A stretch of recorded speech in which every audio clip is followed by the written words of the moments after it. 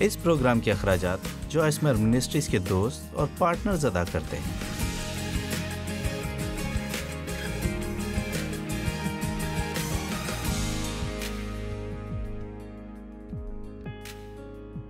یسوع مسلسل اس اصول کے بارے میں بات کرتا ہے کہ خداوند اپنے خدا سے اپنے پورے دل اور اپنی جان اور طاقت سے پیار کرو اور اپنے پڑوسی سے اپنی مانند محبت رکھو۔ دراصل یہ حقیقت متی کی انجیل میں موجود ہے کہ اس نے کہا کہ کلام مقدس میں سب سے بڑا اور اہم حکم یہی ہے۔ متی 22:36 اے استاد توریت میں کون سا حکم بڑا ہے؟ شریعت کا سب سے اہم ترین حکم آسان حکم ہے اور کچھ مشکل حکم ہے۔ یہ شخص الہیات میں کچھ زیادہ ہی گہرا تھا۔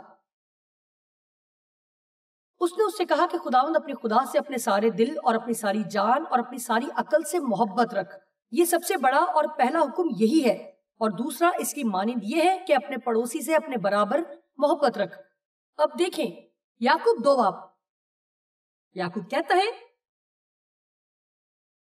تو بھی اگر تم اس نوشتے کے مطابق کہ یہ نئے عہد کی شریعت ہے اپنے پڑوسی سے اپنی مانند محبت رکھ اس بادشاہی شریعت کو پورا کرتے ہو تو اچھا کرتے ہو۔ آپ جانتے ہیں کہ میری زندگی میں کیا ہوا۔ ایک وجہ یہ کہ میں آج اس کی دوبارہ منادی کرتے ہوئے کیوں خوش ہوں، کیونکہ ہمیں یہ سب دوبارہ سننے کی ضرورت ہے، بار بار سننے کی ضرورت ہے، کیونکہ آج جو بات میں کہہ رہی ہوں یہ آپ کے جسم کے لیے فطری بات نہیں کہ اسے کرنا چاہیں۔ اگر ہم دوسروں کو کچھ دیتے بھی ہیں تو بھی ہم ابھی تک قربانی دینے کی حد تک نہیں پہنچے، کیونکہ ہم کچھ مشکل محسوس کرتے ہیں، چاہے یہ ہمارا وقت ہو یا پیسہ یا کوئی بھی اور چیز۔ آپ جانتے ہیں کہ ہم چاہتے ہیں ہم ان کے لیے کچھ کریں جو حقدار ہیں، اور خاص طور پر ہماری فوقیت ان کے لیے ہوتی ہے جن کو ہم جانتے ہیں کہ یہ بدلے میں کچھ کریں گے۔ مجھے ان لوگوں سے بات کرنا ہے، آپ لوگ ہوشیار نہیں ہیں۔ کیا آپ نے سنا کہ میں نے کیا کہا؟ ہمیں ان لوگوں کو دینے میں کوئی مسئلہ نہیں اگر ہم یہ سوچتے ہیں، بلکہ حقیقت یہ ہے کہ ہم ان لوگوں کو دینا پسند کرتے ہیں کہ وہ اب ہمارے مقروض ہوں گے۔ جب کچھ دیتے ہیں تو ہمیں بہت محتاط ہونے کی ضرورت ہے۔ اگر ہم یسوع کی طرح دینا چاہتے ہیں تو ہمارے مقاصد ٹھیک ہونے چاہیے۔ کوئی وجہ نہیں کہ متی کی انجیل میں لکھا ہے کہ جب تو خیرات کرے تو تیرا بایاں ہاتھ نہ جانے کہ دایاں کیا کرتا ہے۔ دوسرے لفظوں میں کہ اپنی اچھائی پر ہی غور نہ کرتے رہیں، آپ وہ کریں جو آپ کو کرنا چاہیے، کیونکہ آپ خدا سے پیار کرتے ہیں، اور اپنے اجر کے لیے خدا پر بھروسہ کریں۔ ایسے لوگوں کی مدد کرنا آسان ہے جو ہماری نظر میں حقدار ہیں، لیکن یہ کام کرنا ایک فرق بات ہے۔ لیکن اگر آپ آج یہاں سے جائیں، آپ میں سے کتنے جانتے ہیں مسیحیت میں تعلیمات کے علاوہ اور بہت سے کام ہیں جو ہمیں کرنا پڑتے ہیں۔ مختلف تعلیمات ہیں، دعا کرنا ہے، بائبل کا مطالعہ کرنا ہے، آپ ان سب باتوں کو جانتے ہیں۔ ہم سب ان میں مصروف رہتے ہیں اور سوچتے ہیں کہ ہمیں یہ کرنے کی ضرورت ہے، اور اکثر آپ یہ سب کرتے کرتے تھک جاتے ہیں۔ جانتے ہیں اگر آپ محبت پر توجہ دیں تو باقی سب کام ٹھیک ہو جائیں گے۔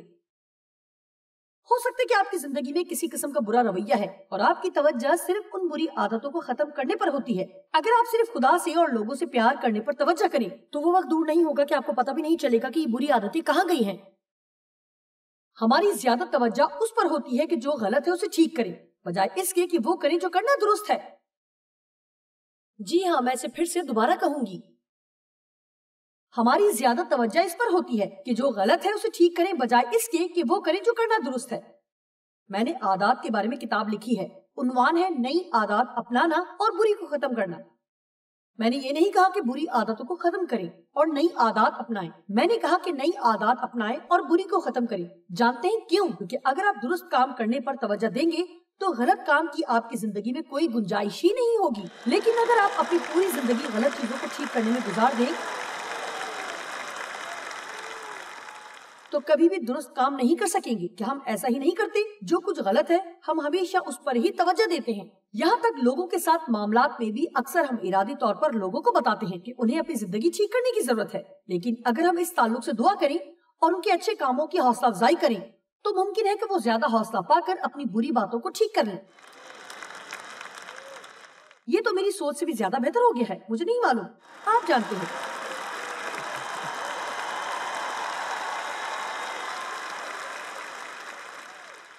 محبت ایک ایسی چیز ہے جو آپ دیکھ سکتے ہیں، یہ صابر ہے، کاش میں اپنی زندگی میں اس کا استعمال اور بھی زیادہ کر سکتی. یہ فیاض ہے. یہ صرف کچھ دیتی نہیں بلکہ اپنا بہترین دیتی ہے. مہربان ہے. محبت کے اچھے آداب بھی ہیں. یہ کہتی ہے مہربانی اور شکریہ. محبت حلیم ہے. یہ خود کو دوسروں سے بہتر نہیں سمجھتی. اگر ہم یہ سوچنا چھوڑ دیں کہ ہم دوسروں سے بہتر ہیں تو بہت سی تنقید اور عدالت ختم ہو جائے گی. مجھے یہ پسند ہے. محبت ہمیشہ دوسروں کا بھلا اور نیکی چاہتی ہے. او میرے خدا، اگر میں محبت میں چلوں تو یہ معاون ہوگی کہ میرے تمام شکوک ختم ہو جائیں. تمہارا کہنے کا کیا مطلب ہے؟ محبت کبھی ہمت نہیں ہارتی. محبت ایسی چیز ہے جو ہم دیکھ سکتے ہیں اور محسوس کر سکتے ہیں. محبت کچھ کرتی ہے. محبت فعال ہے. یہ ضرورت پوری کرتی ہے. تو میرا پڑوسی کون ہے؟ اس کا خیال تھا کہ اس کا تعلق غیر قوم کے لوگوں، سامریوں یا کسی بدعت کے ماننے والوں اور مجرموں سے نہیں ہے. یعنی یقیناً آپ کا مطلب یہ نہیں کہ میں ان سے پیار کروں. دیکھیں اس زمانے میں جب یہ سب لکھا گیا اس کے مقابلے میں آج کے حالات اس سے زیادہ خراب ہیں. اس وقت لوگوں کے درمیان بہت زیادہ طبقاتی اختلافات تھے. امیر اور غریب، مختلف اقوام. یہودیوں کے خیال میں وہ ان سب لوگوں سے بہتر تھے کیونکہ خدا نے انہیں چنا تھا کہ ان کے وسیلے کام کرے. لیکن یہودیوں کو چننے کا مطلب یہ نہیں تھا کہ دوسروں کو ختم کر دے. وہ صرف ان کو استعمال کر کے دوسروں کو پاس لانا چاہتے تھے. میں نے حال ہی میں اس کا مطالعہ کیا ہے کیونکہ میں بہتر سمجھ بوجھ چاہتی تھی کہ اس کا کیا مطلب ہے. یہ چنے ہوئے لوگ تھے تو باقیوں کے لیے کیا تھا؟ لیکن خدا ہمیشہ ہی کسی کے وسیلے لوگوں کو پاس لاتا ہے. اس نے یسوع کو استعمال کیا کہ ہم اس کے پاس آئیں. اس نے موسیٰ کو استعمال کیا کہ تمام اسرائیلیوں کو مصر کی غلامی سے نکال کر لے آئے. کیا آپ جانتے ہیں کہ خدا چاہتا ہے کہ آپ کے وسیلہ سے کسی کو اپنے پاس لے آئے؟ خدا لوگوں کے وسیلے کام کرتا ہے. بلکہ پرانے عہد نامے میں بھی یہودیوں کو، جو کہ چنے ہوئے لوگ تھے، سخت ہدایات تھی کہ انہیں سب کے ساتھ اور عارضی مکینوں اور اجنبیوں کے ساتھ کیسا برتاؤ کرنا چاہیے. خدا نے انہیں ہمیشہ سکھایا کہ ان کے ساتھ عزت سے پیش آؤ اور ان کو کھانے اور پہننے کے لیے فراہم کرو اور ان کے ساتھ عزت سے پیش آؤ. کیوں؟ خدا نے یہودیوں کو چن کر یہ نہیں کہا کہ تم باقی سب سے بہتر ہو اور باقی سب میرے حضور سے خارج ہیں. لیکن وہ یہی سمجھتے تھے کہ وہ باقی سب سے بہتر ہیں.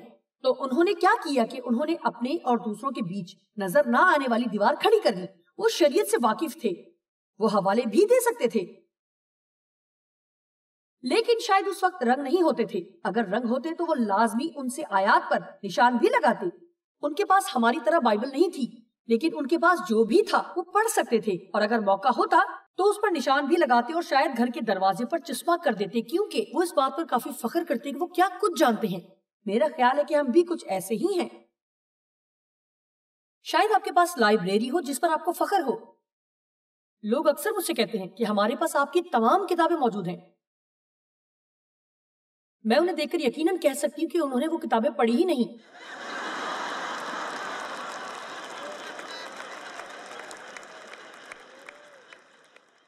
مسیحی کتابوں کی لائبریری کا مالک ہونا کوئی بڑی بات نہیں، لیکن آپ کیا کرتے ہیں، کیسا عمل کرتے ہیں، یہ اہم بات ہے.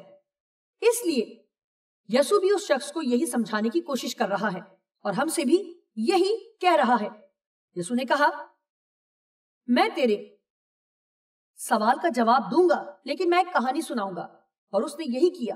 اس نے ایک کہانی سنائی جو کہ ایک تمثیل ہے تاکہ لوگوں کو گہری الہی باتوں کا سبق دیا جائے. آئیں پڑھتے ہیں. مجھے یہ پسند ہے. لوکا 10 کی 30 سے 35ویں آیت تک. یسوع نے جواب میں کہا، یسوع نے فیصلہ کیا کہ وہ اس شخص کو ایک اچھا سبق سکھائے. ٹھیک ہے، اگر تم بحث کرنا چاہتے ہو تو آؤ بات چیت کرتے ہیں. ایک آدمی یروشلم سے یریحو کی طرف جا رہا تھا کہ ڈاکوؤں میں گھر گیا. انہوں نے اس کے کپڑے اتار لیے، یعنی اسے برہنہ کر دیا اور مارا بھی، اور ادھموا چھوڑ کر چلے گئے. انہیں فکر نہ تھی کہ وہ مر گیا ہے یا زندہ ہے. اب ہم اس کو جلدی سے پڑھنے کے بجائے کچھ دیر اس پر غور کریں. یہ شخص کہیں جا رہا ہے اور اچانک ڈاکو اسے راہ میں پکڑ لیتے ہیں. بلکہ یہ خطرناک راستہ تھا. یہ ایسا راستہ تھا جہاں ڈاکوؤں کے لیے چھپنے کی بہت سی جگہیں تھی تاکہ وہ لوگوں پر حملہ کر سکیں. اس لیے آپ میرے خیال سے یریحو والی سڑک پر جانا نہیں چاہیں گے سوائے اس کے کہ کوئی اور چارہ نہیں ہے. انہوں نے اسے اتنا مارا کہ اسے برہنہ کر دیا اور اسے بغیر لباس کے زمین پر چھوڑ دیا. اس کا سارا مال و اسباب لے لیا. مجھے یقین ہے کہ اس کا خون بہہ رہا تھا. اسے مارا گیا اور سڑک کے کنارے چھوڑ کر بھاگ گئے. اتفاقاً ایک کاہن اسی راہ سے جا رہا تھا اور اسے دیکھ کر کترا کر چلا گیا. اگر آپ توقع کرتے ہیں کہ اگر کوئی شخص اس کی مدد کرے گا تو آپ کی توقع ہے کہ وہ کوئی مذہبی رہنما ہوگا جو شاید اس شخص کی مدد کرے گا. اسی طرح ایک لاوی، یہ بھی ایک مذہبی شخص تھا، اس جگہ آیا، وہ بھی اسے دیکھ کر اور کترا کر چلا گیا. کتنے لوگ ہیں جو سڑک پار کرتے ہوئے دوسروں سے کترا کر گزر جاتے ہیں. سنیں، ایسا ظاہر نہ کریں کہ آپ کو وہ لوگ نظر نہیں آتے جو معاشرے کے دھتکارے ہوئے ہیں. ایسا نہیں کہ وہ وجود نہیں رکھتے، لیکن بلکہ ہم دوسروں سے کترانے میں مہارت رکھتے ہیں. میرا مطلب ہے اگر میں واقعی کسی سے بات کرنا نہیں چاہتی تو شاید یہ ایسے لوگ ہو سکتے ہیں. ایسے لوگ جن سے آپ اگر ایک بات کرتے ہیں تو وہ اگلے 20 منٹ تک جان نہیں چھوڑیں گے اور آپ سننا نہیں چاہتے جو وہ کہیں گے اور آپ انہیں دیکھ کر ایسے مڑ جاتے ہیں.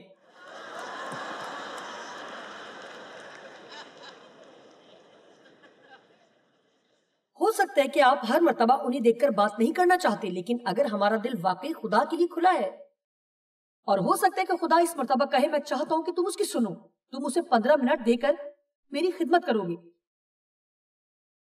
یہ کسی کو کچھ دینے کا ایک طریقہ ہے، صرف کسی کی بات سننا. یہ ایک چھوٹا سا واقعہ سناؤں گی. کئی سال پہلے مجھے ان باتوں کا کچھ زیادہ علم نہیں تھا جتنا کہ اب ہے، لیکن میں کچھ سیکھنے کی کوشش کر رہی تھی. میں ڈاکٹر کے پاس کسی کام سے گئی. میرا خیال ہے کہ میرے بیٹے کا بازو ٹوٹ گیا تھا. میں اسے وہاں لے گئی. پلسٹر اتروانے، مجھے یاد نہیں، اس جگہ ایک کافی عمر کا بزرگ شخص تھا جس کی ٹانگ پر پلسٹر لگا ہوا تھا. میں اپنے ساتھ بائبل لائی تھی. میں اپنی بائبل پڑھنا چاہتی تھی اور دعا کرنا چاہتی تھی. میں بہت روحانی بننا چاہتی تھی.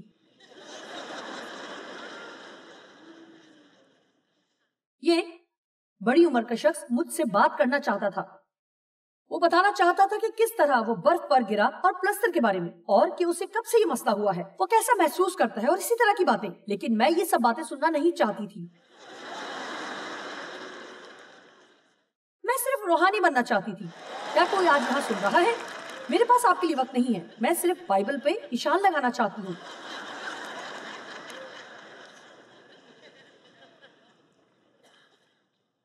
لیکن خدا نے مجھ سے کلام کیا اور کہا کہ اگر اس جگہ بلی گراہم ہوتا تو کیا تم اس سے بات کرتی؟ مجھے اس وقت 3 دن سیمینار کی ضرورت نہیں تھی. میں جانتی تھی کہ خدا کیا سکھانا چاہ رہا ہے. اس نے کہا ہاں تم ضرور اس سے بات کرتی کیونکہ اس سے تمہیں کچھ فائدہ ہوتا. ایسے اہم شخص کو ہم سبھی توجہ دینا چاہیں گے اور سارا دن ہی اس سے باتیں کریں گے. لیکن یہ عمر رسیدہ شخص تمہارے لیے کوئی معنی نہیں رکھتا. لیکن اس لیے کہ وہ میرے لیے اہم نہیں تھا، اس کا یہ مطلب ہرگز نہیں تھا کہ وہ خدا کے لیے بھی اہم نہیں تھا. او میرے خدا، یہی مطلب ہے خدا کی خدمت کرنے کا. خدا کی خدمت کرنے کا مطلب باقاعدہ چرچ حاضری نہیں یا بائبل میں نشان لگانا نہیں ہے. خدا کی خدمت کا مطلب باہر لوگوں کے پاس جانا ہے جہاں وہ ہیں اور ان کو اپنے کاموں سے یسوع دکھانا ہے، کیونکہ شاید وہ صرف آپ میں ہی یسوع کو دیکھ سکتے ہیں. میرے اندر بھی. لیکن ایک سامری اس موقع پر شاید یہ عالم شرع بگڑنا شروع ہو گیا ہو، کیونکہ وہ سننا نہیں چاہتا ہوگا کہ اس سامری کی بڑھائی سنے، کیونکہ اس وقت یہودیوں اور سامریوں کے بیچ جدائی تھی. آئیے کلام مقدس میں دیکھتے ہیں. لیکن ایک سامری سفر کرتے کرتے وہاں آ نکلا اور اسے دیکھ کر اس نے اس پر ترس کھایا. او بہن، مجھے آپ کی بہن کا بہت افسوس ہوا. کیا آپ میری مدد کرنے کے لیے کچھ کریں گی؟ مجھے یہ سب سن کر بہت افسوس ہوا. دیکھیں، سچی ہمدردی اور ترس خدا سے یہ کہے گا، یقیناً یہی کہے گا کہ خدا تو کیا چاہتا ہے کہ میں کروں. شاید آپ کچھ کر تو نہیں سکتے، لیکن ایسی ہمدردی تو آپ رکھ ہی سکتے ہیں. آپ دعا کر سکتے ہیں، حوصلہ افزائی کر سکتے ہیں، لیکن شاید ایسا کچھ نہیں ہے جو آپ کر سکیں. لیکن کیا خیال ہے کہ صورتحال میں ہم خدا سے پوچھیں، سنیں میں آپ کو چیلنج دیتی ہوں کہ ایسا کریں. خداوند وہ کیا ہے جو میں کر سکتی ہوں؟ بہت اچھی بات ہے، مجھے یہاں سے ہلکی سی تالی کی آواز آئی ہے.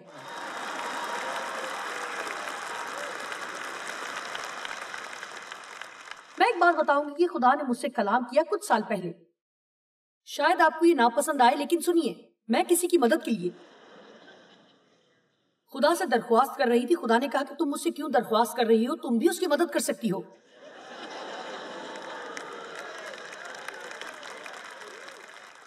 میں نے سیکھا کہ ہمیں خدا کو یہ کہنے کی ضرورت نہیں کہ اچھے کام کے لیے خدا سے پوچھے جو کہ ہم آسانی سے کر سکتے ہیں، لیکن ہم کرنا نہیں چاہتے.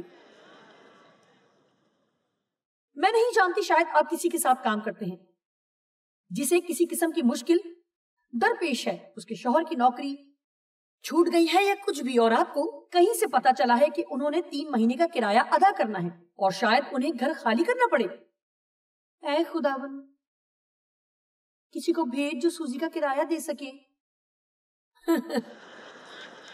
جی ہاں، مجھے ایسا محسوس ہو رہا ہے.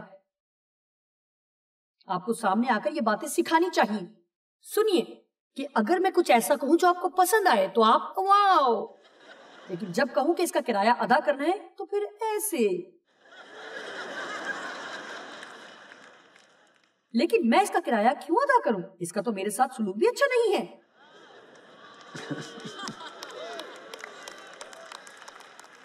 جو ترقی اسے ملی میں اس کی حقدار تھی، میں اس کی مدد کیوں کروں؟ وہ بدتمیزی کرتی ہے. لیکن اس شخص نے ہمدردی اور ترس محسوس کیا. اسے صرف محسوس ہی نہ ہوا بلکہ ترس آیا. یہ ممکن ہے کہ ہمیں حقیقی ترس آئے لیکن ہم شاید اسے محسوس نہ کریں، لیکن عمل ضرور کریں. اور اس کے پاس آ کر اس کے زخموں کو تیل اور میں لگا کر باندھا اور اپنے جانور پر سوار کر کے سرائے میں لے گیا اور اس کی خبر گیری کی.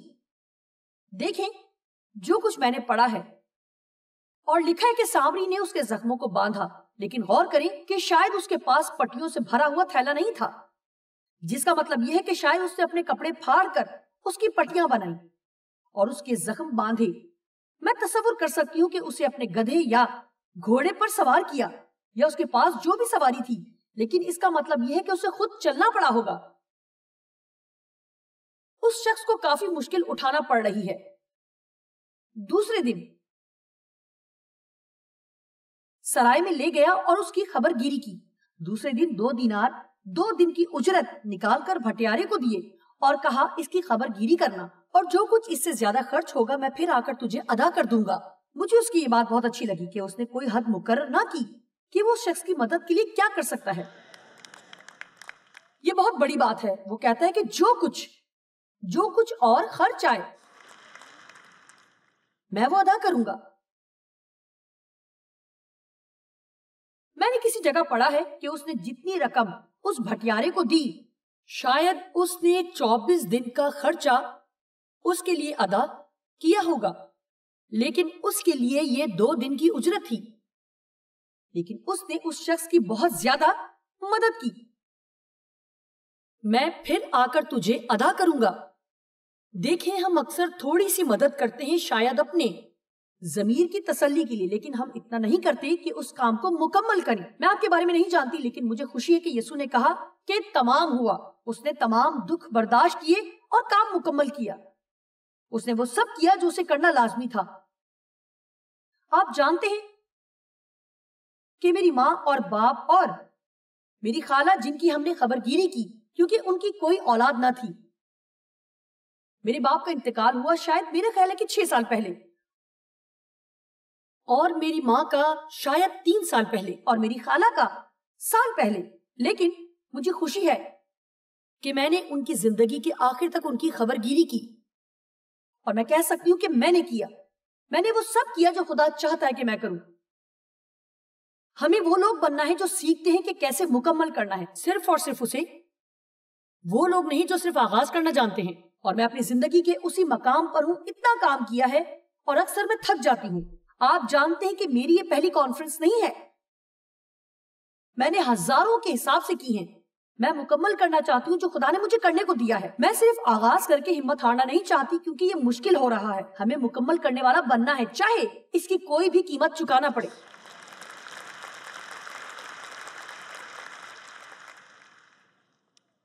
अच्छा, ये जो काहिन था, मैं नहीं जानती कि यह वहां क्यों ना रुका। यानी ये एक मजहबी शख्स था। ये इसलिए नहीं रुका, शायद वो इबादत करने जा रहा हो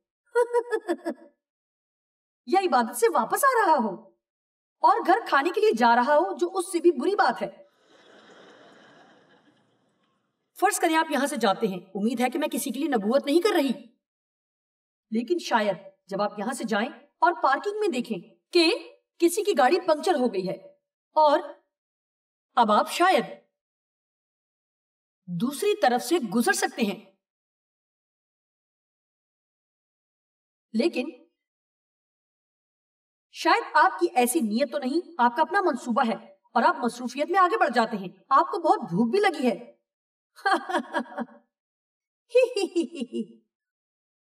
ओ मेरे खुदा। या आप गाड़ी से उतरकर पूछ सकते हैं कि क्या मैं आपकी कोई मदद कर सकती हूं। ऐसा भी हो सकता है कि आप टायर तो नहीं बदल सकते, लेकिन आप फोन कर सकते हैं। मैं शायद कुछ कर सकती हूं। क्या मैं आपकी कोई मदद कर सकती हूं? शायद वो शख्स चिल्ला रहा हो कि मुझे ये ठीक करवाना है, लेकिन मेरे पास इतने पैसे नहीं हैं। शायद आप उसे पैसे दे सकते हैं। वाह, नहीं, मेरे पास रुकने का वक्त नहीं है, मुझे घर जाना है। जॉयस मायर की कॉन्फ्रेंस के बाद घर जाकर खाना खाना है। ये बात काफी बुरी होती अगर आप यही बात कॉन्फ्रेंस पर जाते वक्त कहते, लेकिन ज्यादा बुरी बात है कि जब आप कॉन्फ्रेंस से वापसी पर कहें जब आप घर जा रहे हैं।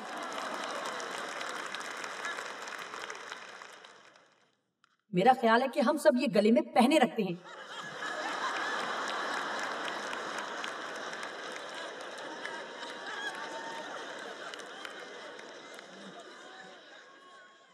लेकिन शायद जाहिरन ये तख्ती तो हमने पहन नहीं रखी, लेकिन पैगाम यही लिखा हुआ है कि मुझे परेशान ना करे, मेरे अपने बहुत से काम हैं, मैं मसरूफ हूं, मुझे पैसे कहीं और खर्च करना है, मेरे पास वक्त नहीं है, इसलिए मुझे परेशान ना करें। अपने होटल के कमरे के बाहर ये तख्ती लगाना तो ठीक है, मैं अक्सर इसे अपने घर के दरवाजे पर लटकाती हूँ मजाक के तौर पर, क्योंकि मेरे घर बहुत से बच्चे और पोते पोतियां हर वक्त आते जाते हैं। लेकिन आप ये तख्ती अपनी जिंदगी पर नहीं लगा सकते जब आप खुदा का काम करें जो उसने दिया है। आमीन। ठीक है, मुझे नेक सामरी की तमसील पसंद है, क्योंकि बहुत से लोगों को मौका मिला कि उस शख्स की मदद करें जो कि जख्मी था, लेकिन बहुत से देखकर गुजर गए। मैं ऐसा करना नहीं चाहूंगी, बल्कि मैं इस बात को यकीनी बनाऊंगी कि मुझे जिन लोगों को सिखाने का शर्फ हासिल है वो भी ऐसा ना करें। किसी को ये कहना तो अच्छा है कि मैं आपसे प्यार करती हूँ, लेकिन दरअसल ये हमारा अमल है जो कि दूसरों पर असर रखता है। इसलिए मैं अपने साथ आपकी भी हौसला अफजाई करूंगी कि हम सब भी नेक सामरी बन जाएं।